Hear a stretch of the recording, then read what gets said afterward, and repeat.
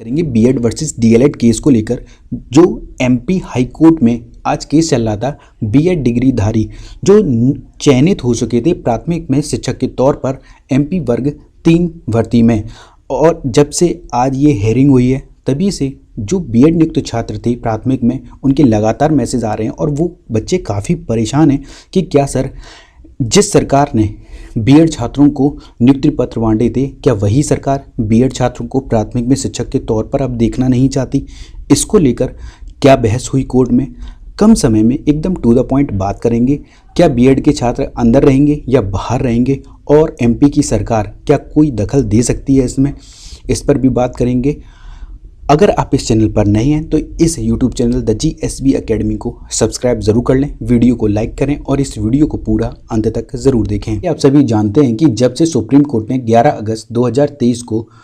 Order सुनाया है कि बीएड डिग्रीधारी अब प्राथमिक में शिक्षक के तौर पर नियुक्त नहीं हो सकते, तभी से ही एमपी वर्ग 3 में जो डीएलएड वाले छात्र थे जो चयनित नहीं हो सके थे 1 या 2 नंबर से, वो अब बढ़ चढ़कर पैरवी कर रहे हैं हाई कोर्ट में बीएड के खिलाफ। उनका मानना है अगर बीएड चयनित छात्र अगर बाहर होते हैं, क्योंकि इनकी संख्या हजारों में है एमपी वर्ग 3 में जो चयनित हुए हैं,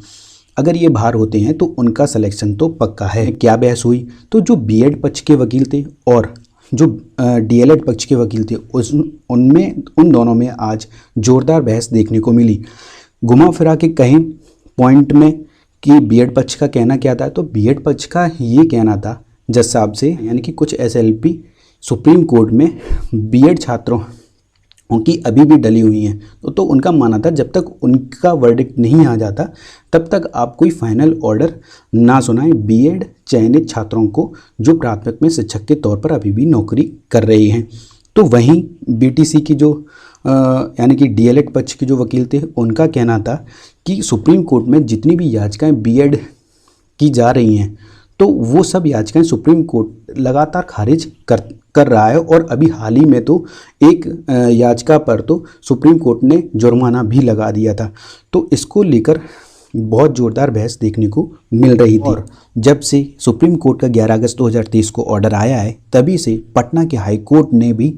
बीएड के छात्रों को बाहर का रास्ता दिखा दिया है। और उत्तराखंड सरकार ने तो अभी हाल ही फिलहाल में आपने देखा होगा कि जो भर्ती प्रक्रिया उनकी ऑनगोइंग चल रही थी उसमें से बीएड छात्रों को प्राथमिक में शिक्षक भर्ती से बाहर निकालने का आदेश भी दे दिया है।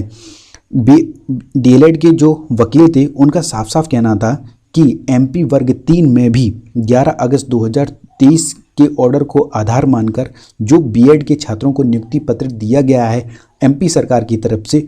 उनको जल्द से जल्द बाहर किया जाए और कट ऑफ को कम कर डीएलएड के छात्रों को मौका दिया जाए, क्योंकि उनके भी ये हक का हनन हो रहा है। आर्टिकल 21A में जैसे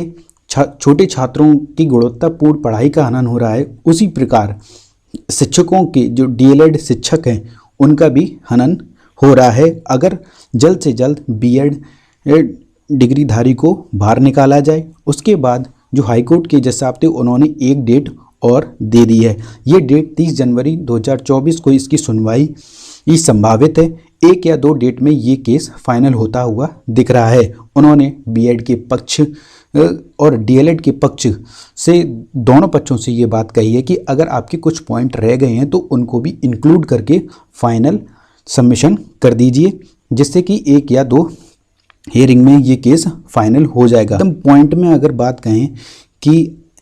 आज की हियरिंग का निष्कर्ष क्या निकला, तो बात इतनी सी है, अगर वर्डिक्ट लिखा गया सुप्रीम कोर्ट के 11 अगस्त 2023 को बेस मानकर, तो आप ये मान के चलिए कि बीएड डिग्रीधारी जो प्राथमिक में शिक्षक के तौर पर नियुक्त हो चुके थे उनके लिए ये खतरे की घंटी बज चुकी है, क्योंकि